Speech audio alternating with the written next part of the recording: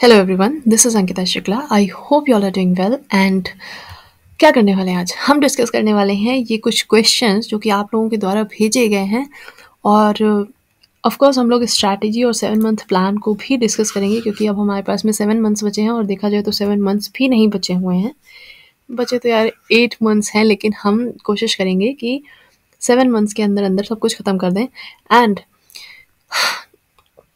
हम और यहाँ पे मैं कुछ सोर्सेज, एकदम लिमिटेड वाले सोर्सेज, जो कि मैं पहले भी बता चुकी हूँ, लेकिन फिर भी मैं आज यहाँ पे दोबारा से बता दूंगी नए व्यूअर्स के लिए। एंड सो चलिए स्टार्ट करते हैं। पहले तो देख लेते हैं हमारे क्वेश्चंस कौन कौन से हैं। तो पहला क्वेश्चन है, इस पीवाईक्यू सीरीज है ना, जो परमार सर वाली जीएस की पीवाईक्यू सीरीज है, क्या वो काफ़ी है एसएससी सीजीएल 2024 के लिए? दूसरा क्वेश्चन है, जीएस क्लास कंप्लीट हो चुकी है, लेकिन हम जो है क्वेश्चंस को नहीं सॉल्व कर पा रहे हैं। वो क्वेश्चंस अनदेखे से लगते हैं, या फिर वही चीज़ें पढ़ रखी हैं, लेकिन पता है कि इस क्वेश्चन का चैप्टर पढ़ा हुआ है, बस यही नहीं आ रहा है, बस ऐसा लगता है। सी वाली प्रॉब्लम का क्या सोल्यूशन हो सकता है? स्कोर एलिवेशन, स्कोर बढ़ाना, स्कोर स्टक हो गया है। सो इसके लिए क्या कुछ कर सकते हैं, जैसे कि स्कोर एकदम जहाँ पे रुक के गया है उससे बाहर आ सके हम। और एक और इम्पॉर्टेंट चीज़ कि ये जो वीडियो है ये बिगिनर्स के लिए स्पेशली है। रिपीटर्स देखना चाहें देख सकते हैं, लेकिन जो बिगिनर्स हैं, एकदम बिगिनर्स हैं, उनके लिए ज़्यादा फ़ायदेमंद होगी, या जिनको ये सारी प्रॉब्लम्स आ रही हैं, कोई भी देख सकता है। Which subject should be solve first? Time management. ये क्वेश्चन मेरा टेलीग्राम पे आया था कि कौन सा सब्जेक्ट पहले सॉल्व करना चाहिए, और वहाँ से मुझे आइडिया लगा कि इस क्वेश्चन को यहाँ पे ले सकते हैं हम। Identification of the maths question, कि आइडेंटिफाई नहीं हो रहे हैं क्वेश्चन कि हमने मैथ्स का सिलेबस कंप्लीट किया, सब कुछ है, लेकिन जब मैथ्स का मॉक खुल के आता है सामने और एकदम से क्वेश्चन आता है, तो उसको समझने में कि वो कौन से चैप्टर को बिलोंग कर रहा है, किस टाइप से होगा, कौन सा मेथड इसमें लगता है, ये सारी चीज़ें रिकॉल करने में टाइम लग जा रहा है। और मैथ्स का क्वेश्चन जो है वो एकदम से क्लिक नहीं हो रहा है। ये वाली प्रॉब्लम को कैसे सही करना है और इसके पीछे रीज़न क्या होता है, ये भी देखेंगे, ठीक है। सिलेबस कंप्लीट है, लेकिन फॉर्मूलाज को अप्लाई नहीं कर पा रहे हैं। ये दोनों ऊपर नीचे की प्रॉब्लम्स दोनों सिमिलर हैं थोड़ी थोड़ी, लेकिन फिर भी देखेंगे दोनों अलग अलग भी हैं। इंग्लिश माध्यम के आर्टिकल को किस तरह से पढ़ना है, इसमें से कैसे 100% आउटपुट हम निकाल सकते हैं। और एक गलती जो आर्टिकल पढ़ने में सब लोग कर रहे हो, स्पेशली इंग्लिश माध्यम वाला, सारे लोग नहीं कर रहे हो, कुछ लोग कर रहे हैं टाइम बचाने के चक्कर में, तो वो क्यों नहीं करनी है, मैं भी आपको सब कुछ एक्सप्लेन करूँगी। 7 मंथ का प्लान क्या रख सकते हैं हम, जिससे कि हमारी सारी चीज़ें बहुत अच्छे से कवर हो जाएँ। रिपीटर्स के लिए क्या-क्या चीज़ें ज़रूरी होंगी इस बार, तो ये तो भाई उनके लिए जिनको सुनना है सुन लीजिए। बाकी मैं क्या इस बार ध्यान रख के जा रही हूँ एज़ अ रिपीटर, मैं कौन-सी चीज़ें फ़ोकस कर रही हूँ, क्या पॉइंट्स को ध्यान में रख रही हूँ, तो इस पे थोड़ा-सा डिस्कशन कर लेंगे। स्ट्रैटेजी क्या रखनी चाहिए 7 मंथ्स के लिए। रिविज़न स्टाइल, ये बहुत इंपॉर्टेंट है। भई जिसको याद नहीं होता है ना कुछ, रिविज़न स्टाइल ये वाला पॉइंट जब मैं डिस्कस करूँगी, चाहे स्किप करके देखो जाके, लेकिन ये वाला ज़रूर देख लेना। मिस्टेक्स बिगिनर्स शुड अवॉइड, ये इतने सारे क्वेश्चंस के मैं आंसर करके आऊँगी, तो आपको ऑलरेडी पता चल जाएगा कि कौन-कौन सी मिस्टेक्स नहीं करनी है, लेकिन फिर भी हम यहाँ पे डिस्कस करेंगे। तो चलिए स्टार्ट करते हैं हम अपने पहले क्वेश्चन से, जो कि है, इस PYQ series enough? So the answer is yes, PYQ series is enough, क्योंकि बहुत सारे लोगों के पीवाईक्यू सीरीज करके ही, सिर्फ पीवाईक्यू सीरीज करके ही नंबर आए हैं, उनका सिलेक्शन हुआ है, अच्छे नंबर आए हैं। लेकिन मैं ये सजेस्ट करूँगी कि जब आप पीवाईक्यू सीरीज कर रहे हो तो अच्छे से रिवाइज करो, सब कुछ करो, लेकिन साथ में वन शॉट वीडियोस भी कर लो। अगर आपके पास में बैच है तब तो आप पूरा ही पढ़ोगे, लेकिन अगर बैच नहीं है तो वन शॉट वीडियोस ज़रूर कर लो।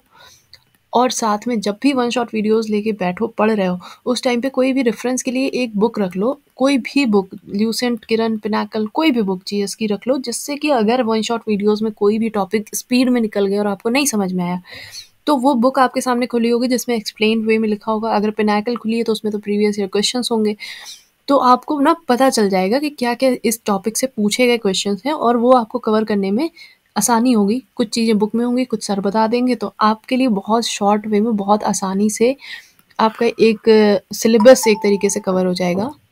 ओके, सो मैं ये सजेस्ट करूँगी, इतना रखो, सिर्फ पीवाईक्यू मत रखना, वन शॉट एंड बुक का एक रेफरेंस ज़रूर ले लेना, एंड इसकी रिविज़न ज़रूर करना। और वो लोग जिनको पीवाईक्यू सीरीज़ देख रहे हैं, रिवाइज़ कर रहे हैं, सब कुछ कर रहे हैं, लेकिन वही क्वेश्चंस जब मॉक में आ रहे हैं तो आपको अनदेखे से लग रहे हैं, याद नहीं रह रही है पीवाईक्यू सीरीज़, तो उनके लिए क्या तरीका है? तो कभी भी रिवीजन इस तरह से मत करो कि आपने नोट्स खोले और आप पढ़ने लगे नोट्स को। ये सबसे बेकार रिवीजन होता है, क्योंकि यहाँ पे सिर्फ बहुत कम मतलब आउटपुट निकल के आता है, बस आप एक रीडिंग मार रहे होते हो, वहाँ पे कुछ माइंड में बस नहीं रहा होता है। तो इसके लिए रिवीजन स्टाइल अभी मैं बता दूँगी, लेकिन ऑल्सो जब आप पीवाईक्यू सीरीज़ अटेम्प्ट कर रहे हो, मतलब अटेम्प्ट मतलब अटेंड कर रहे हो, मतलब क्लास अटेंड कर रहे हो, जब आपकी क्लास चल रही है, अब आपको पता है कि नोट्स तो सर दे देंगे या फिर हिंदी मीडियम वाले जो हैं वो मेरे पास में से ले लेते हैं नोट्स। तो नोट्स तो अगर आपको दूसरे से मिल रहा है तो आपको लगता है नोट्स बनाने की क्या ज़रूरत है। लेकिन प्लीज़, अगर आप नोट्स नहीं भी बना रहे हो, दूसरे के नोट से पढ़ रहे हो, सर के नोट से या कहीं से भी कुछ भी पढ़ रहे हो, फिर भी एक रफ शीट सामने रखिए और उस रफ शीट में एकदम गंदी राइटिंग में सर जो भी बोलते जा रहे हैं इंपॉर्टेंट चीज़ें, उन चीज़ों को लिखते जाइए। बहुत गंदी राइटिंग में इसको आपको दोबारा नहीं पढ़ना है, इसको रख दीजिए कहीं पे भी बाद में। लेकिन जिस टाइम सर पढ़ा रहे हैं उस टाइम पे आपका हाथ चलना चाहिए, आपका पेन चलना चाहिए। एक कलर का पेन उठा लो, एक रफ शीट, सबसे बेकार पन्ना, और उस पे ही आप इस तरह से चीज़ें, जैसे मैथ्स का नहीं, एक रफ शीट में हम सॉल्व करते हैं, बस उसी तरह से आप बस लिखते जाइए। इसमें देखिए भी नहीं कि आप क्या लिख रहे हैं, बस आप लिखते जाइए जो सर बोल रहे हैं। तो आपकी मेमोरी में वो चीज़ ज़्यादा अच्छे से छपेगी। सेम चीज़ आपको तब भी करनी है जब आप जीएस की क्लास ले रहे हैं। इस वाली प्रॉब्लम का भी एक सॉल्यूशन ये है कि जब भी आप जीएस की क्लास ले रहे हैं, तब ये चीज़ ज़रूर करिए। भले ही आपको नोट्स कहीं और से मिल रहे हैं और आप जब रिवीजन करेंगे तो आप सर वाले नोट्स से ही करिए, लेकिन उस टाइम पे आपका पेन चलना चाहिए जब क्लास चल रही है। एंड ऐसा नहीं कि नोट्स बहुत सुंदर बनाने के चक्कर में क्लास पे ध्यान नहीं जा रहा है, इसीलिए कह रही हूँ रफ राइटिंग, ठीक है? But can't solve the question. अगर जीएस क्लास कंप्लीट हो चुकी है, अब दोबारा से तो ये प्रोसेस कर नहीं सकते, क्लास लें और ये करते रहें, तो वो मत करिए। सॉल्व नहीं कर पा रहे हैं क्वेश्चंस को अगर जीएस क्लास कंप्लीट होने के बाद भी, तो यहाँ पे थोड़ी-सी एक चीज़ की कमी है। एक तो मैं रिवीजन स्टाइल अभी आपको नया वाला नया तो नहीं है, बहुत पुराना है, सदियों पुराना है। तो रिवीजन स्टाइल में अभी आपको एग्ज़ैक्ट बताऊँगी कि किस तरह से आपको रिवीजन करना है। उस रिवीजन के बाद में कुछ चीज़ें मैं बता दे रही हूँ। परमार एसएससी जो उनका वो है, टेलीग्राम है, टेलीग्राम जो फ्री वाला है, उसमें डेली आपकी एक क्विज़ होती है, सुबह 5 बजे डाल दी जाती है और दिन भर में आप कभी भी सॉल्व कर सकते हो। तो डेली का ये फिक्स करो, सब कुछ स्किप हो जाए लेकिन ये ना स्किप हो। इसमें अच्छे क्वेश्चंस होते हैं, काफ़ी सही, मतलब आपकी प्रैक्टिस होती है, थोड़ी बहुत इन्फॉर्मेशन भी मिल जाती है, और नहीं भी मिल रही है अगर कोई इन्फॉर्मेशन किसी क्वेश्चन में, और अगर आपको लग रहा है ये इंपॉर्टेंट है, तो जाके इंटरनेट पे पढ़ लो वही वाला टॉपिक जो भी आपको लग रहा है ना। तो यहाँ से एक आपको वो भी पता चलता है आप कहाँ-कहाँ लैग कर रहे हो। सो ये क्विज़ ज़रूर दीजिए। इसमें ऐसा नहीं है कि सर के पास में आपका पर्टिकुलर आंसर जा रहा है कि आपने इतने गलत कर दिए, उतने गलत कर दिए, कोई नहीं देखता है और ना ही किसी के पास में ये डेटा जा रहा होता है, ठीक है? तो वो क्विज़ आप अपना आराम से, निश्चिंत से, निडर होके आराम से सॉल्व करा करिए एंड डेली ज़रूर किया करिए। और एक चीज़, जब भी, एक तो मैं रिवीजन बताऊँगी, लेकिन जब भी कभी कोई क्लास करें, जैसे कि जीएस की कोई भी क्लास कर ली, मान लीजिए पॉलिटी की हिस्टोरिकल बैकग्राउंड वाली क्लास करी आपने, और अब आपको ये है कि इसमें सब कुछ इतना सारा डेटा था कैसे याद रखें, तो क्लास ले लीजिए, फिर 7-8 आवर्स का गैप डाल दीजिए। जैसे सुबह क्लास ली, रात को, तो रात को आपको क्या करना है, ल्यूसेंट ऑब्जेक्टिव जो मैंने एक ऐप बताया था आपको डाउनलोड करने के लिए, तो ये ल्यूसेंट ऑब्जेक्टिव जो ऐप है इसको डाउनलोड कर लीजिए, और यहाँ पे चैप्टर वाइज क्विजेस दी होती हैं, टॉपिक वाइज क्विजेस दी होती हैं। यहाँ पे जाके उसी चैप्टर की क्विज जो आज आपने सुबह पढ़ा था, वो रात को आप जाके उसकी क्विजेस सॉल्व कर लिया कीजिए पूरी की पूरी, है ना? सो दैट आपको पता चल जाए कि जो आपने चैप्टर पढ़ा है उससे किस टाइप के क्वेश्चंस बन सकते हैं और कौन-कौन से क्वेश्चंस प्रीवियस ईयर से, तो मतलब वो तो एसएससी पूछ ही चुकी है। अब आगे क्या पूछ सकती है, किस टाइप के क्वेश्चंस बन सकते हैं, वो सब का आइडिया आपको लग जाता है और एक स्ट्रांगली आपके दिमाग में छप के बैठता है चैप्टर। स्कोर एलिवेट करना है, स्कोर रुक गया है, अब इसका थोड़ा-सा आंसर बड़ा है तो प्लीज़ सुन लीजिएगा। सो स्कोर एलिवेट करना है, जैसे कि मोस्ट ऑफ द टाइम्स लोगों का 130 के अप्रॉक्सिमेटली, थोड़ा कम ज़्यादा में रुक जाता है और उसको 140 प्लस ले जाने में कई बार महीनों लग जाते हैं। एंड कुछ लोगों के, मैं सबकी बात नहीं कर रही। सो स्कोर एलिवेट कब करें, कहीं पे भी रुक जाए, 90, 100, 120 कहीं पे भी आके रुक जाए, आपका स्कोर उससे आगे ना बढ़ रहा हो, कुछ नहीं करो, मॉक देना ही छोड़ दो। अब आप कहेंगे मॉक देना छोड़ देंगे तो स्कोर कैसे बढ़ेगा और नीचे जाएगा? नहीं जाएगा, मैं बताती हूँ। एक पर्टिकुलर टाइम सेट करिए, जैसे मैं बता रही हूँ मिनिमम 1 वीक, और इतना काफ़ी होता है आई गेस। अगर आपको और ज़्यादा ज़रूरी है तो इससे ज़्यादा भी रख सकते हैं। 1 वीक आप एक चीज़ करिए कि फुल मॉक बिल्कुल बंद कर दीजिए। अब करना क्या है अगर फिर मॉक बंद कर देंगे, अब इस 1 हफ्ते में आप बस एनालिसिस करिए, जितने भी मॉक्स आपने दे रखे हैं, मान लीजिए 10 मॉक्स आपने दे रखे हैं, इसमें से पहला वाला मॉक खोलिए आप, और मैं एक सब्जेक्ट का बताऊंगी, बाकियों का आप कर लीजिएगा। जैसे मैथ्स का देखते हैं, अब आपने एक मॉक खोला और उसमें से मैथ्स का पेपर आपने निकाला, 25 क्वेश्चंस आपको मिल जाएंगे। उन 25 क्वेश्चंस को आप फिल्टर आउट कीजिए, उसमें से कितने अनअटेम्प्टेड हैं और कितने रॉन्ग हैं। इन दोनों को आपको करना है। और यहाँ पे आप मैथ्स की बुक की इंडेक्स खोल लीजिए। इंडेक्स में बहुत सारे ऐसे चैप्टर्स आपके लाइन से लिखे होंगे 10, उस इंडेक्स को खोल के रखिए, हाथ में एक पेंसिल रखिए। यहाँ पे अनअटेम्प्टेड और रॉन्ग जो भी क्वेश्चंस हैं वो जिस चैप्टर से बिलोंग कर रहे हैं उस चैप्टर के आगे एक डंडा, एक क्वेश्चन के लिए एक डंडा या एक बार, जो भी आप कहें। अब आपने देखा पहला क्वेश्चन इससे था, वो अनअटेम्प्टेड था, वो आपने इस चैप्टर में लगा दिया। फिर दूसरा, ये ऐसे ऐसे ऐसे करके बहुत सारी हर चैप्टर के आगे आपकी लाइन्स ऐसे लगती जाएंगी, ठीक है। यही प्रोसेस आपको मैथ्स में ही दूसरे मॉक में करना है, फिर तीसरे में, चौथे में, ऐसे करके पूरे 10 मार्क्स का मतलब 250 मैथ्स के क्वेश्चंस का आप एनालिसिस कर लोगे कि आपके कौन कौन से चैप्टर से लग रहे हैं। और यहाँ पे 250 बार्स आपकी आ चुकी होंगी कुछ कुछ चैप्टर्स के सामने। अब आपको एग्जैक्टली पता होगा कि कौन से चैप्टर के आगे सबसे ज़्यादा बार्स हैं, मतलब उस चैप्टर से आपके सबसे ज़्यादा क्वेश्चन गलत हो रहे हैं। अब आपको वो चैप्टर रिवाइज करना है। अब ये चैप्टर कैसे रिवाइज करना है कि एकदम से पूरा इतना बड़ा, मान लीजिए प्रॉफिट एंड लॉस आ गया, प्रॉफिट एंड लॉस बहुत बड़ा चैप्टर है, तो क्या हम पूरा प्रॉफिट एंड लॉस एक साथ रिवाइज करेंगे? तो नहीं। क्या करना है, आपने सबसे पहले जाना है सारे प्रॉफिट एंड लॉस के तरीके, methods, questions, type of questions देख लेने हैं कि कौन से टाइप के क्वेश्चंस किस मेथड से सॉल्व किए जाते हैं, कौन कौन सी ट्रिक्स हैं, ये सारी चीज़ें आपको देख लेनी है। एंड देन आप उसके क्वेश्चंस में जाएंगे। अब प्रॉफिट एंड लॉस में काफ़ी टाइप के क्वेश्चंस होते हैं, और अगर आप किरण चैप्टर वाइज उठाएंगे तो उसमें टाइप वाइज क्वेश्चंस लिखे होते हैं। कुछ नहीं, हर टाइप के 15-15, 20-20 क्वेश्चंस कर लीजिए, या फिर किसी टाइप में शायद 15 ही 20 क्वेश्चंस होंगे तो उसके 4-5 कर लीजिए क्वेश्चन। तो इस तरह से आप करेंगे तो आपका पूरा चैप्टर रिवाइज भी हो जाएगा और आपको इतना ज़्यादा टाइम देना भी नहीं पड़ेगा एक चैप्टर को। इस तरह से करके पूरे वीक में आप एक एक, दो दो, तीन तीन चैप्टर करके रिवाइज कर लीजिए। और ऐसे करिएगा जिसमें सबसे ज़्यादा गलत होते हैं, मतलब जिसके आगे सबसे ज़्यादा बार्स हैं जिस चैप्टर के आगे, वो पहले, फिर उससे कम बार वाला चैप्टर, फिर उससे कम बार वाला चैप्टर, इस तरह से करिएगा तो आपका स्कोर बढ़ने के चांसेस जल्दी, मतलब जल्दी कवर होगा, है ना। यही सेम प्रोसेस आपको इंग्लिश और रीजनिंग में भी करना है, लेकिन ये वाला प्रोसेस जीएस में मत करिएगा, क्योंकि फिर कितनी इंडेक्स आपकी जीएस की बहुत लंबी होगी, हिस्ट्री के चैप्टर, मैथ्स, हिस्ट्री, ज्योग्राफी, सबके चैप्टर्स, तो वो मत करिएगा। जीएस के लिए अलग तरीका है रिविजन का, ये वाला जो तरीका मैंने बताया है ये आप मैथ्स, रीजनिंग और इंग्लिश के लिए कर लीजिए। अब ये करते करते जब आप 1 वीक में ये सब कर रहे हैं, इसके साथ में आप डेली एक सेक्शनल मॉक ज़रूर लगाते जाइएगा अपने किसी भी जो सबसे वीक सब्जेक्ट है, जिसमें आपको लग रहा है सबसे ज़्यादा मेहनत की ज़रूरत पड़ रही है आपको, तो उसका सेक्शनल मॉक ज़रूर लगाइएगा। मैं मोस्ट ऑफ द टाइम्स कहती हूँ ये मैथ्स निकल के आता है, सो ज़रूर लगाते रहिएगा मैथ्स का मॉक, क्योंकि फिर अगर नहीं लगाएंगे तो एक स्पीड और का प्रॉब्लम बाद में आ सकता है। तो सेक्शनल मॉक मैथ्स का ज़रूर लगाइएगा। एंड मॉक लगा रही है, अब मान लीजिए आपके पास में टाइम ज़्यादा है और आपने क्या किया, sectional mock maths, reasoning, English, ये सबके लगा डाले एक दिन में। तो एक गलती मत करिएगा, चारों के अगर सेक्शनल मॉक लगाना चाहें लगा लीजिए, लेकिन कभी भी सेक्शनल मॉक्स के मार्क्स जोड़ के ये माइंड में मत रखिएगा कि ये 4 सेक्शनल मॉक्स अलग अलग सब्जेक्ट्स के नंबर मिला के मेरे 200 में इतने बन रहे हैं तो मेरा लेवल ये हो गया। नहीं जी, सेक्शनल मॉक्स में नंबर कभी कभी बहुत ज़्यादा आ जाते हैं, कभी कभी बहुत कम आ जाते हैं, और वो एक मॉक नहीं होता है, वो अलग अलग होते हैं। तो उसके आधार पे अपना मतलब इवेल्युएशन मत करिएगा, जोड़िएगा नहीं, अलग अलग सब्जेक्ट अलग अलग रहने दीजिएगा, ठीक है। नेक्स्ट क्वेश्चन है, which subject should be solve first, कौन सा सब्जेक्ट पहले सॉल्व करना चाहिए मॉक्स देते टाइम। तो देखिए ये पूरा का पूरा आप पे डिपेंड करेगा, लेकिन मैंने अपना कैसे निकाला था मैं वो बता देती हूँ, उस आधार पे आप भी निकाल सकते हो। तो मेरे साथ क्या प्रॉब्लम थी कि जब मॉक आता था या एग्ज़ाम में भी पेपर आता था तो reasoning, maths and GS, English ऐसे कुछ आता था, या फिर जीएस बीच में पहले आ जाती, हाँ रीजनिंग, जीएस, मैथ्स, इंग्लिश आता था, ऐसे आता था।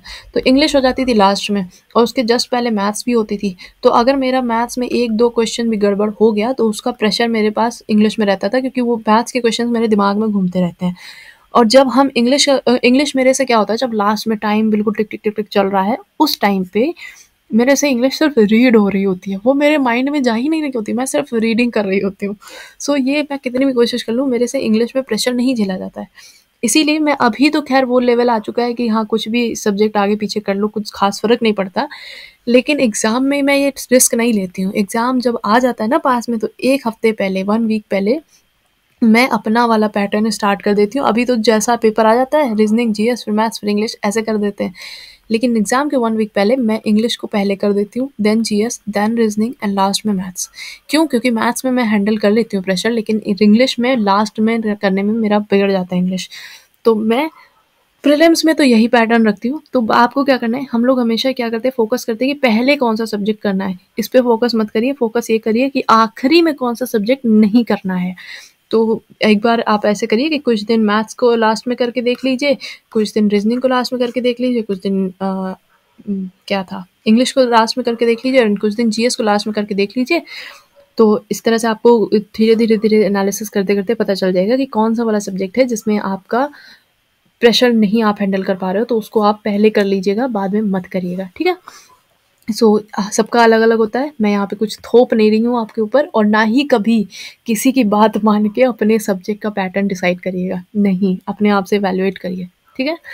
Identification of the maths question की जो प्रॉब्लम आ रही है सबके सामने नहीं, कुछ लोगों के सामने, कि आइडेंटिफाई नहीं हो पाते हैं क्वेश्चंस, तो फिर इसी को थोड़ा सा फैंसी लैंग्वेज में ये वाली समस्या को कहते हैं मिक्स क्वेश्चंस की प्रैक्टिस नहीं हुई है। तो मिक्स क्वेश्चंस की प्रैक्टिस नहीं हुई है, ये गलती कैसे हो जाती है? ये गलती हो जा रही है आजकल क्योंकि कोई बता नहीं रहा है किसी को कि वीडियोस नहीं देखनी है, बुक से मैथ्स की जाती है। ये सबसे बेसिक पॉइंट है, और यही बेसिक पॉइंट कोई किसी को नहीं बताता है, पता नहीं क्यों। So the thing is, maths जो है आपने टीचर से पढ़ ली, यूट्यूब यूट्यूब पे या बैच से, कैसे भी, एंड बुक से सॉल्व कर ली। कैसे की आपने सॉल्व? सारी की सारी आपने चैप्टर वाइज सॉल्व की, है ना? और इस पूरे टाइम में आपने एक चीज़ रखी कि हम पहले सिलेबस कंप्लीट करेंगे, देन मॉक्स देंगे, और जब हमारा सिलेबस कंप्लीट हो जाएगी, हमारी प्रिपरेशन बहुत अच्छी हो जाएगी, तब हम मॉक देंगे, और मॉक में हम ले आएंगे बहुत अच्छे मार्क्स। तो हमारा जो पहला मॉक होगा उसी में मेरा अच्छा स्कोर होगा, तो धीरे धीरे बढ़ते बढ़ते कितना ही अच्छा हो जाएगा, है ना? ये हम स्टार्टिंग में सोचते हैं, लेकिन हमने ऐसा नहीं सोचना है। देखो भाई, नेगेटिव में ले आओ नंबर, लेकिन मार्क्स अपने पहले चैप्टर से, मैथ्स के पहले चैप्टर से मार्क्स देना स्टार्ट कर दीजिए, मिक्स वाले। अगर आपका परसेंटेज स्टार्ट हो रहा है, कोई प्रॉब्लम नहीं, आप उसमें से 3 क्वेश्चन कर पाएंगे ना, 25 में से मान लीजिए 3 क्वेश्चन भी कर पाए, या एक भी नहीं कर पाए, लेकिन आपको ये पता है कि एक क्वेश्चन के बाद में दूसरा क्वेश्चन सेम चैप्टर से नहीं आएगा, और उस चीज़ की आदत डालनी ज़रूरी है। तो आपकी आदत हो जाती है चैप्टर वाइज क्वेश्चंस करने की, और फिर आप मिक्स क्वेश्चंस में फंसते हैं। तो अगर किसी ने सिलेबस नहीं स्टार्ट किया तो प्लीज़ ये करना। 2 मैथ्स के लिए बहुत सिंपल सी मैं ट्रिक्स बता रही हूँ। ट्रिक्स क्या है? बेसिक पॉइंट है ये, कोई ट्रिक नहीं है, यही तरीका होना चाहिए। पहली चीज़, मॉक्स जो है स्पेशली मैथ्स के और रीजनिंग के, स्टार्टिंग से जब आपका सिलेबस चल रहा है उसी टाइम से दीजिए। मैं ये नहीं कह रही रोज़ रोज़ दीजिए, अपने हिसाब से अपना टाइम फिक्स कर लीजिए कि मैं हफ्ते में 2 देने हैं या हफ्ते में 1 देना है, जैसे भी आपको सही लगे, लेकिन दीजिए, अपनी आदत डालिए, ठीक है? और दूसरी चीज़, मैथ्स को कभी भी टीचर्स के थ्रू नहीं किया जाता, हमेशा बुक से कीजिए, खुद से करिए। जब कहीं फंस जाइए, जो चीज़ें नहीं आ रही वो टीचर से पढ़ लीजिए जाके, टॉपिक सर्च करके, या फिर पहले बुक से कर लीजिए, बाद में टीचर से देख लीजिए वही चैप्टर। कुछ मना नहीं है, लेकिन पहले खुद से करनी होती है मैथ्स, और यही सही तरीका होता है। अगर आप टीचर से पहले पढ़ रहे हो तो फिर वो मुझे नहीं पता, लेकिन वो नहीं सही तरीका है। ये चीज़, और अगर आपने ये हैबिट डाली कि मैथ्स बुक से पहले पढ़ रहे हैं बाद में टीचर से, तो ये आपको डेफिनेटली 5 से 6 समस्याओं से बचाएगी। उन 5 से 6 समस्याओं में से एक तो यही समस्या है कि identification of the maths questions, है ना? और मैथ्स आपको ईजी लगेगी जब आप खुद से करेंगे। पहले तो टफ लगेगी क्योंकि खुद से कर रहे हैं, लेकिन बाद में आपको ना, जब मॉक्स लगाएंगे, जब एग्जाम टाइम आएगा, तो आपको मैथ्स से डर नहीं लगेगा। मैथ्स की अंडरस्टैंडिंग डेवलप होगी, ना कि आप मेथड से रटे हुए होंगे जब आप खुद से करेंगे। सिलेबस कंप्लीट है लेकिन अप्लाई नहीं कर पा रहे फॉर्मूलाज, ये भी सेम वही वाली प्रॉब्लम है कि सिलेबस के टाइम पे आपने टीचर से पढ़ा है। इस प्रॉब्लम को कैसे सॉल्व करना है अब आ गई है। पहली बात तो ये चीज़ें ध्यान रखनी है, अगर नहीं रखी हैं, अब हो गया है सिलेबस कंप्लीट। इसको कैसे सॉल्व करना है? आपने क्या करना है, रिवीजन करना है। रिवीजन किस तरह से करना है? जैसे कि आपने नोट्स तो बनाए होंगे, या फिर नहीं होंगे तो बुक में भी होता है फर्स्ट चैप्टर, मतलब चैप्टर का फर्स्ट पेज जो होता है उसमें, तो जितने भी फॉर्मूलाज हैं, जो जितने भी सब हैं, एक साथ सब रट के एक साथ अप्लाई करने की कोशिश बिल्कुल मत कीजिए।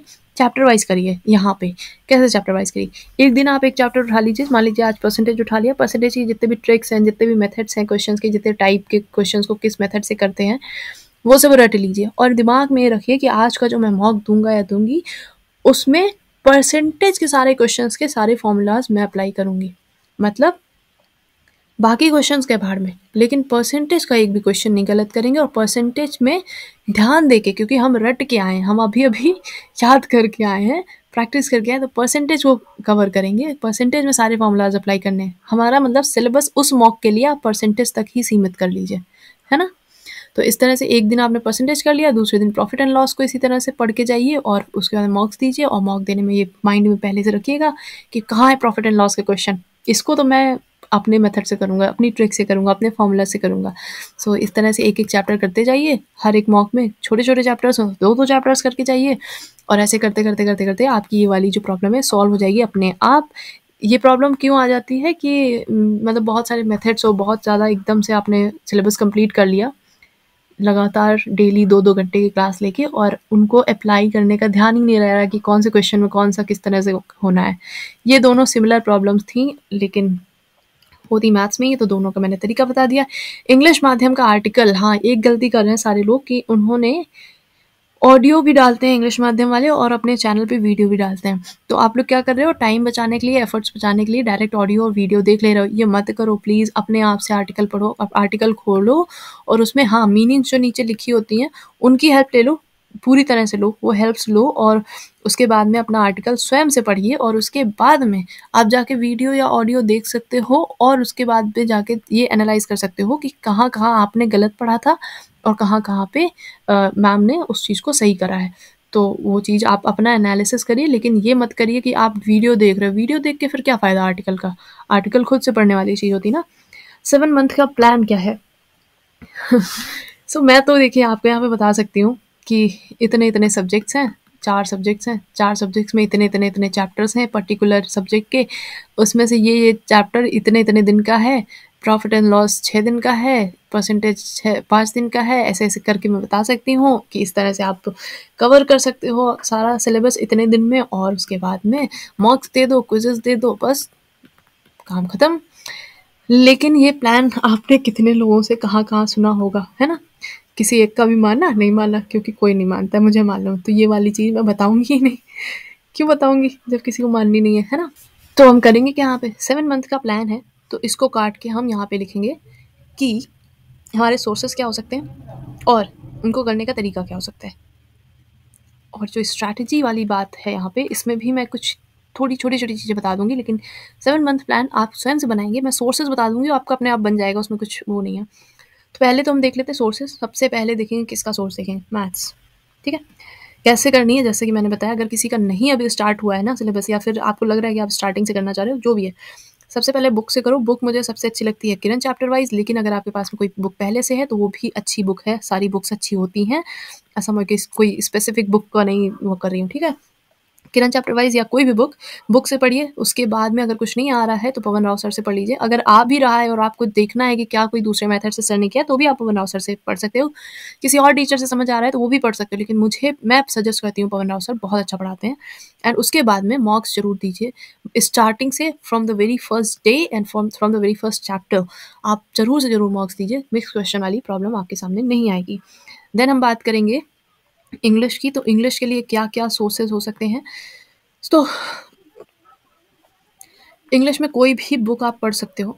मुझे वही हमेशा की तरह किरण की बुक अच्छी लगती है। एंड अगर आप वॉल्यूम 1 है आपके पास में, आप वो भी पढ़ सकते हो, या फिर वोकैब के लिए अगर आपको अलग से करना है तो ब्लैक बुक पढ़ सकते हो, ठीक है? अगर अलग से नहीं करनी है तो आप इंग्लिश माध्यम का जो आर्टिकल है उसको डेली पढ़िए। अगर नहीं करनी कुछ भी करना है, ये जो इंग्लिश माध्यम वाला जो आर्टिकल है, ये बिल्कुल मत मिस कर दीजिएगा। ये ऑप्शनल है भी नहीं, ठीक है? इसको ज़रूर से ज़रूर करिए। इसकी जो एक्सरसाइजेस है डेली, वो ज़रूर करिए। वो एक तरीके से आपका सेक्शनल मॉक हो जाता है इंग्लिश का इसकी एक्सरसाइज में। एंड क्या करना है इसमें और आपको, हाँ, इसकी जो वोकैब है वो वीकली रिवाइज जरूर कर लिया करिए, ताकि आपकी वो फिक्स हो जाए माइंड में। और कोशिश क्या कीजिए, जो इस तरह से इसमें वोकैब यूज़ हुई है उस तरह से आप भी वोकैब यूज़ करें। और इसमें से अगर आपके पास में टाइम हो, वैसे चलिए छोटी बात बताते हैं, अगर आप इंग्लिश माध्यम का आर्टिकल डेली कर रहे हैं तो ऑब्वियस सी बात है, आप करते रहिए एग्जाम तक, और आप एवरेज से ऊपर ही स्कोर करेंगे, मतलब एवरेज स्टूडेंट से ऊपर ही रहेंगे अगर आप कंसिस्टेंट रहे इसमें, ठीक है? एंड देन हम बात करेंगे जीएस की। यहाँ पे करेंगे हम जीएस, क्योंकि बन नहीं रहा है। अब देखो, कुछ लोगों का सिलेबस कंप्लीट होगा, कुछ लोगों का नहीं कंप्लीट होगा। मैं तो हमेशा की तरह यही कहूँगी कि पीवाईक्यू सीरीज कर लीजिए, वन शॉट कर लीजिए, एक बुक का रेफरेंस ले लीजिए, का हो जाएगा। उनकी जो परमार एसएससी वाली जो डेली की क्विज है वो ज़रूर करिए टेलीग्राम पे। और क्या करना है आपको, और ल्यूसेंट ऑब्जेक्टिव के चैप्टर वाइज क्विजेस जरूर करिए। जिस दिन कोई चैप्टर कंप्लीट करिए उसी दिन करिए। और क्या करना है आपने, और और क्या कर सकते हैं आप और हाँ, रिवीजन अभी बताती हूँ, इसके जस्ट बाद ही बताऊंगी मैं। रिविजन और क्या करना है, मॉक्स, इनको ज़रूर से ज़रूर ध्यान रखिए। इतना करना है बस, और कुछ नहीं करना चाहिए इसमें, ठीक है। बचा क्या, रीजनिंग। रीजनिंग में क्या करना है, रीजनिंग के लिए बस एक ही तरीका है, किरण से प्रैक्टिस कर लो, अंकुश लांबा सर से चैप्टर वाइज सर्च कर लो, या कुछ भी किसी भी टीचर से पढ़ना हो चैप्टर डालो, सर्च करो और कर लो। इसमें कोई स्पेसिफिक टीचर नहीं है कि मैं बता दूं, तो आप क्या करो, जो भी चैप्टर आप पढ़ रहे हो ना, रीजनिंग का जो भी चैप्टर आपको पढ़ना है, टॉपिक्स आप इकट्ठा कर लो, किरण की बुक में मिल ही जाएंगे। क्या करो, बस वही चैप्टर आप यूट्यूब पे सर्च करो, आपको बहुत सारे मिल जाएंगे वीडियोस। कोई भी चैप्टर, कोई भी टीचर ऐसा नहीं कि बहुत खराब पढ़ा रहा है, कोई भी टीचर ऐसा नहीं कि बहुत बिल्कुल ही रीजनिंग में अच्छा पढ़ा देगा। अगर वो बैंकिंग की रीजनिंग नहीं है, बैंकिंग में तो अंकुश लांबा सर बहुत अच्छा पढ़ाते हैं। एंड और हाँ, रीजनिंग के लिए आपको टेलीग्राम पे बहुत सारी पीडीएफ्स मिल जाती हैं, उनसे प्रैक्टिस करते रहो। मेरे ही टेलीग्राम पे मैंने काफ़ी सारी डाल रखी हैं रीजनिंग की पीडीएफ्स, तो आप बस प्रैक्टिस करते रहो, हो जाता है। रीजनिंग में बहुत कुछ पढ़ने की ज़रूरत नहीं है। और रिपीटर्स और स्ट्रैटेजी के पहले मैं रिवीजन स्टाइल बता दूं, क्योंकि बहुत देर से मैंने कर रखा है। सो रिवीजन कैसे करना है, तो देखो ये सबसे पुराना तरीका है और सबसे बेसिक तरीका है, और इसको हम लोग काफ़ी मिस कर रहे थे, लेकिन अब करेंगे, है ना। मैं तो कर ही रही हूँ। कुछ नहीं करना है, जब भी रिवाइज करो, नोट्स खोल के मत बैठो, नोट्स बंद करने हैं हमें। नोट्स जैसे मान लीजिए इस तरह से, ये नोट्स हैं आपके सामने, इसमें ये टॉपिक के बारे में लिखा है, फिर ये एक टॉपिक है उसके बारे में लिखा है हुआ है, फिर ये एक टॉपिक है उसके बारे में लिखा गया है, ठीक है। इस तरह से आप कर रहे हो, इस तरह से आपके नोट्स हैं। आप क्या करो, ये जो हेडिंग्स हैं, ठीक है, हेडिंग्स जितनी हैं, एक रफ पेज लो, उसमें हेडिंग्स इसी तरह से इतनी डिस्टेंस में नोट डाउन कर लो, एंड देन इसको बंद कर दो। अपने जो नोट्स लिखे हुए हैं उनको बंद कर दो, और फिर आप रिकॉल करो इसमें से क्या क्या चीज़ें याद आ रही हैं, वो आप लिखते जाओ गंदी राइटिंग में। ऐसा नहीं बहुत अच्छे से लिखना है, समझ में आए, बस आपको ये पता हो कि आपने याद कर लिया ये चीज़, और इसलिए आप लिख दीजिए ताकि ये चीज़ रिपीट ना हो, और आपको पता हो कि इस चीज़ के बारे में लगभग कितना मैंने रिकॉल किया है। इसलिए लिखना भी ज़रूरी है, नहीं कि मन में लिख बोले जा रहे हैं और हो गया रिकॉल, ठीक है। इस तरह से इस हेडिंग के बारे में, इस तरह से इस हेडिंग के बारे में, तो रिकॉल कर करके लिखना है, बस यही सबसे बेस्ट रिविजन होता है। इससे क्या है, आपकी सिर्फ रीडिंग नहीं हो रही होती है नोट्स की, बल्कि ये अटेंटिव रिवीजन हो रहा होता है उस टाइम पे, ठीक है। तो प्लीज़ रिवाइज इसी तरह से करिए, आपको बहुत ज़्यादा फ़ायदा होगा, और ये रिवीजन रीडिंग वाले 10-12 रिवीजन के बराबर होगा इसका एक रिवीजन, ठीक है। तो प्लीज़ ये वाला ज़्यादा इफेक्टिव है, मेहनत थोड़ी ज़्यादा ले लेगा इससे, तो प्लीज़ कर लेना तो ज़्यादा सही रहेगा, फ़ायदे लेकिन बहुत ज़्यादा होंगे, ठीक है। देन हम क्या बात करने वाले थे, रिपीटर्स। एज अ रिपीटर मैं क्या करने वाली हूँ, पहली चीज़, मैं खुद को रिपीटर नहीं समझूंगी, क्योंकि इस बार जितने, मतलब ये नहीं समझूंगी मैं तो रिपीटर हूँ, मेरे लिए ये चीज़ आसान है, नहीं, ये नहीं समझना है, क्योंकि इस बार टाइम मिला है। तो जितने भी वो हैं बिगिनर्स जो हैं, अच्छी वाली प्रिपरेशन से आए हुए हैं, सो हमें अपने आप को रिपीटर नहीं समझना है, ये समझो कि हम भी बिगिनर हैं, हमारे लिए भी उतना ही खतरा है। एंड दूसरी चीज़, जो चीज़ें मैंने चेंज की हैं अपनी, स्ट्रैटेजी जो है वो कुछ कुछ चेंज किया है कुछ पॉइंट्स पे, जैसे कि एक तो यही हो गया, रिवीजन स्टाइल चेंज किया है। तो तीसरी चीज़ हमने रिवीजन स्टाइल चेंज किया है, एंड और क्या चेंज किया है मैंने, और इंग्लिश माध्यम का आर्टिकल मैंने पढ़ना स्टार्ट किया है, कोई भी एक पॉइंट मैं छोड़ नहीं रही हूँ कहीं से। और सबसे मेन चीज़ जो मैं कर रही हूँ, मैं कोई कोशिश नहीं कर रही हूँ कि बहुत जल्दी मेरा सिलेबस कंप्लीट हो जाए, बहुत जल्दी सब कुछ मैं कवर कर लूँ, और बहुत जल्दी सब रिवाइज करके 6 बार मैं कवर कर लूँ, नहीं। मुझे सिर्फ एक बार कवर करना है, मैं बहुत स्लोली कवर कर रही हूँ, और उसके बाद में मैं एक चीज़ बहुत सही कर रही हूँ कि मैं एक चैप्टर मान लीजिए पढ़ रही हूँ, और उसके बाद में दूसरे दिन ज़रूरी नहीं है कि मैं दूसरा चैप्टर पढूँ। जब तक मैं इस चैप्टर का रिविजन, उसके क्विज़ेज़ सब कुछ कंप्लीट नहीं कर देती, तब तक मैं इसी चैप्टर का खून पीती रहती हूँ। तो तब तक उस चैप्टर को मत छोड़ो जब तक वो चैप्टर बिल्कुल बस जाए आपके दिमाग में। तो यही मैं कर रही हूँ इस बार, कोई स्पीड नहीं पकड़ रही, कुछ नहीं कर रही। स्पेशली ये जीएस में कर रही हूँ, क्योंकि जीएस मेरा वीक पॉइंट है, एज़ यू ऑल नो। सो ये सारी कुछ चीज़ें मैं एक्स्ट्रा कर रही हूँ। मैंने सोची बहुत चीज़ें थी, लेकिन अब मैं भूल गई हूँ इसमें बताने को। Now we will talk about the strategy. इस बार स्ट्रैटेजी क्या होने वाली, वैसे भी मैं पहले ऊपर बता चुकी हूँ। कुछ चीज़ों का ध्यान रखना। पहली चीज़, मैथ्स कर रहे हो तो मैथ्स या कोई भी सब्जेक्ट कर रहे हो, बुक करो। जीएस के अलावा कोई भी सब्जेक्ट कर रहे हो, खुद पहले बुक से करो, देन टीचर से करो प्लीज़। ये अभी आपको बहुत इलॉजिकल लग सकता है, लेकिन 2 अटेम्प्ट देने के बाद में तीसरे अटेम्प्ट के लिए तैयार बैठी मैं ये चीज़ बहुत दावे के साथ कह सकती हूँ कि अगर मैथ्स एंड रीजनिंग आप पहले खुद से कर रहे हैं, देन टीचर से पढ़ रहे हैं, इससे सही तरीका हो ही नहीं सकता है। मैं नहीं कर रही, ये सबके लिए काम करता है। कुछ लोग होंगे जो टीचर से पढ़ के भी उन्हें एकदम एग्जैक्ट वही समझ में आता है, लेकिन यही सही तरीका है। अगर आप मैथ्स एस्पिरेंट नहीं, मैथ्स स्टूडेंट नहीं भी हो, मैथ्स बैकग्राउंड से नहीं भी हो, तो भी प्लीज़ पहले बुक से करिए, फिर टीचर से पढ़िए। जो चीज़ नहीं आ रही, मैं नहीं कह रही हूँ किसी टीचर का बैच मत लो, ये मत करो, जिसका मन है जो मन है करो, लेकिन पूरा का पूरा टीचर पे रिलाय हो जा रहे हो, वो चीज़ मत करना। पहले बुक अपने आप से करना, बुक से, ठीक है। दूसरी चीज़ क्या करनी है, रिविजन मैक्सिमम रिविज़न एक तो अच्छा वाला करो, ये वाला जो मैंने बताया, और दूसरी चीज़ मैक्सिमम जितने बार 6, 7, 8 बार जितनी बार रिवाइज़ हो सकता है उतनी बार करिए, कोई जल्दी नहीं है, इस बार टाइम बहुत है, ठीक है। तीसरी चीज़ क्विज़ेस ज़रूर देनी है, बिल्कुल ऐसा नहीं कि स्किप करके चल रहे हैं या किसी भी चीज़ को हल्के में नहीं लेना, किसी सब्जेक्ट को हल्के में नहीं लेना है। एंड वोकैब जो छोड़ देते हैं लोग, वो नहीं छोड़नी है, मेरे जैसे लोग जो वोकैब छोड़ के चलते हैं, तो वो नहीं छोड़नी है, कर तो रहे हैं कवर। रिविज़न स्टाइल मैंने ऑलरेडी बता दी है, एंड यही कुछ बातें हैं, बाकी स्ट्रैटेजी की बातें मैं बताती रहूँगी। आपको सोर्सेज़ मैंने बता दिए हैं, किस तरह से करने बता दिए, प्लान आप स्वयं बनाएँगे, मैं आपका प्लान नहीं बना सकती और कोई भी आपका प्लान नहीं बना सकता है। आपको बनाना है, किसी और का प्लान आप चलाएँगे, थोड़े दिन चलेगा, फिर आप छोड़ देते हो, मुझे मालूम है। इसलिए नहीं करने वाली, मैं बनाने ही नहीं वाली, अपना प्लान स्वयं बनाएँ, ठीक है? Mistakes beginners should avoid. अब इतनी सारी बातें हो चुकी हैं, आप सबको पता है बिगिनर्स को क्या-क्या नहीं करना है, कौन-सी मिस्टेक्स को अवॉइड करना है। मिक्स क्वेश्चन प्रैक्टिस और बुक को पहले टीचर बाद में, ठीक है? ये ज़रूर करना है और ऐसा नहीं कि सिर्फ बुक से कर लिया, टीचर को ज़रूर ले लीजिएगा, ठीक है? क्योंकि बहुत सारी चीज़ें ऐसी हैं जो आपने करी किसी तरीके से और टीचर उसको बहुत ही शॉर्ट वे में या बहुत ईज़ी वे में कर सकता है। इवन मैंने ऑलरेडी बुक से सब कुछ किया हुआ है, ज्योमेट्री मैंने पवन राव सर से पढ़ी, लेकिन इस बार टाइम है तो मैं पवन राव सर के सारे लेक्चर्स देखने वाली हूँ। क्योंकि मेरा बुक तो पहले से कंप्लीट है, मेरा मैथ्स में स्कोर भी सही आ रहा है, लेकिन उसके बावजूद मैं पवन राव सर का लेक्चर्स देखूँगी, मेरा जीएस कंप्लीट होने के जस्ट बाद, ठीक है?